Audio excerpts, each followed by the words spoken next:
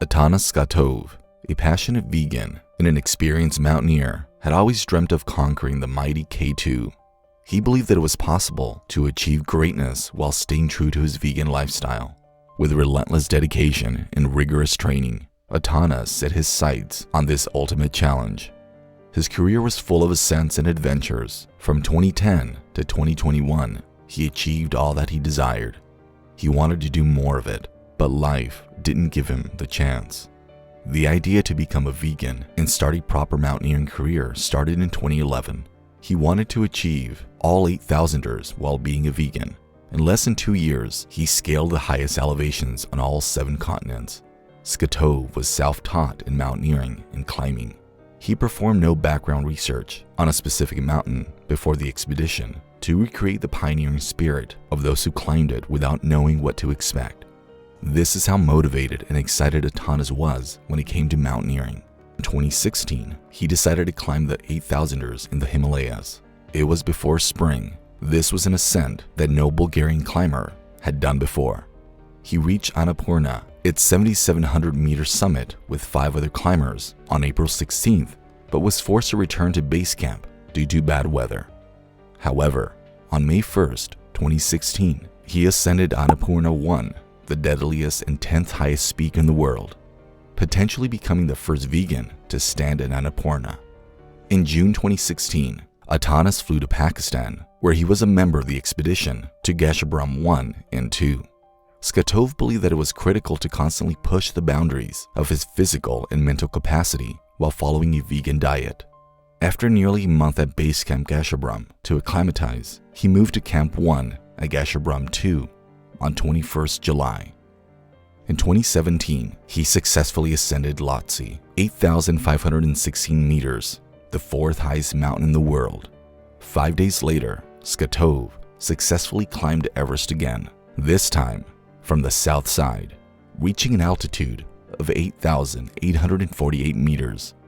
Atanas was the first person from Bulgaria to ascend Mount Everest from both the north and south ridges. In 2018, he challenged himself to climb Mount Cho Oyu without the help of supplemental oxygen or Sherpa. He was successful in climbing the mountain on the 13th of May. He became the first mountaineer to do so.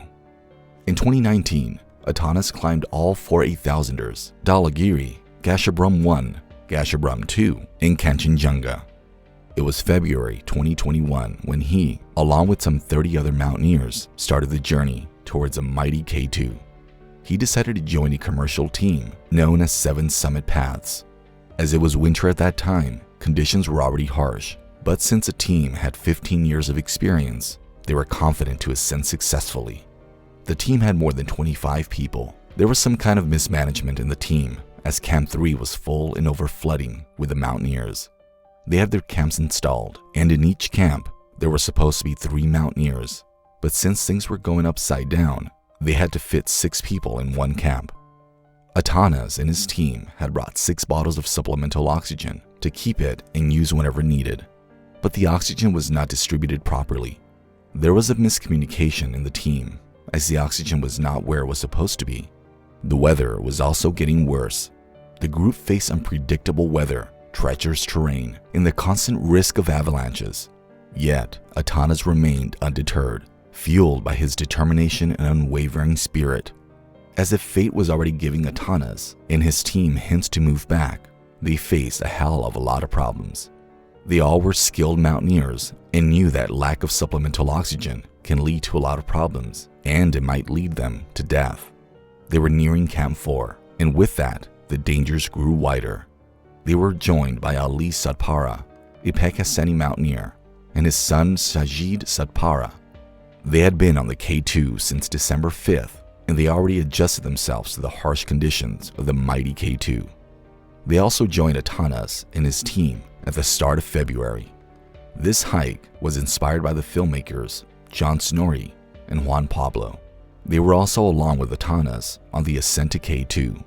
Atanas and his team had only 2.5 weeks spent on the K2 and were not accustomed to the weather, which in turn caused several problems for them.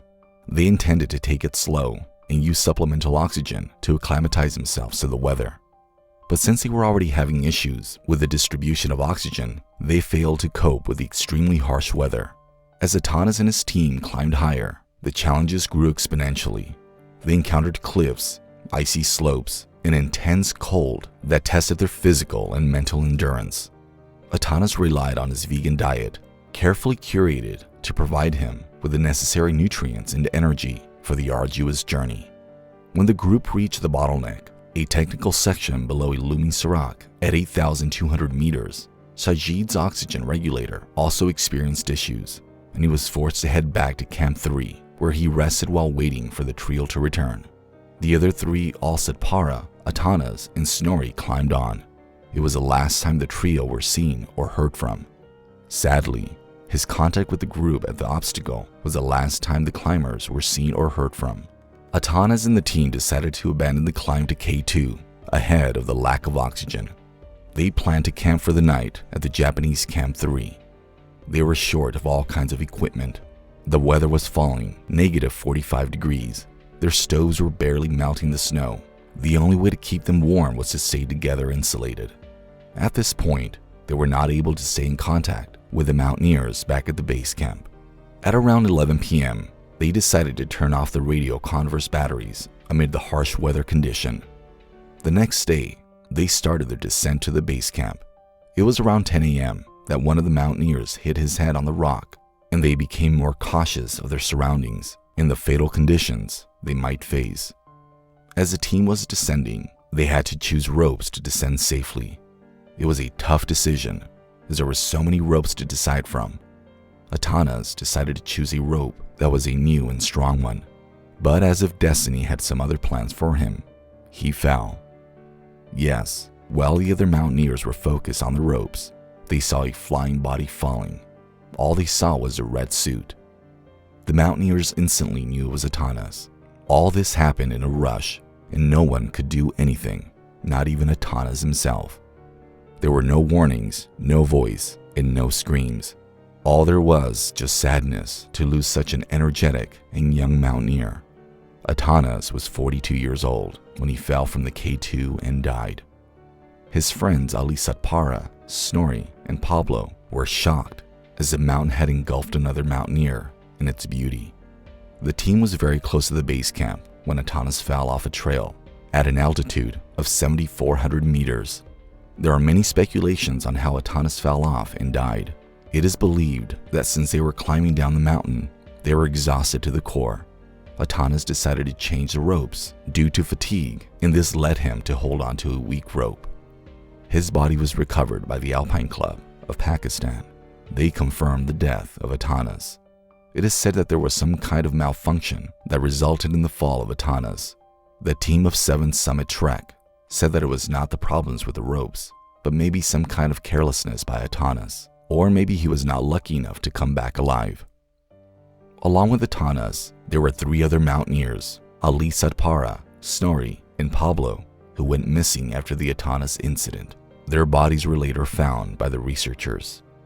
Atanas' girlfriend was also accompanying him to his trek, but she was at the base camp waiting for him.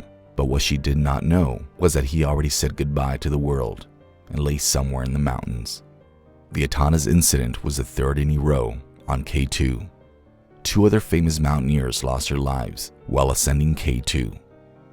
The story of Atanas Skatov's final ascent on K2 is a poignant reminder of the risks involved in pursuing our dreams, especially in extreme environments. His legacy continues to inspire others, encouraging them to follow their passions while considering their values.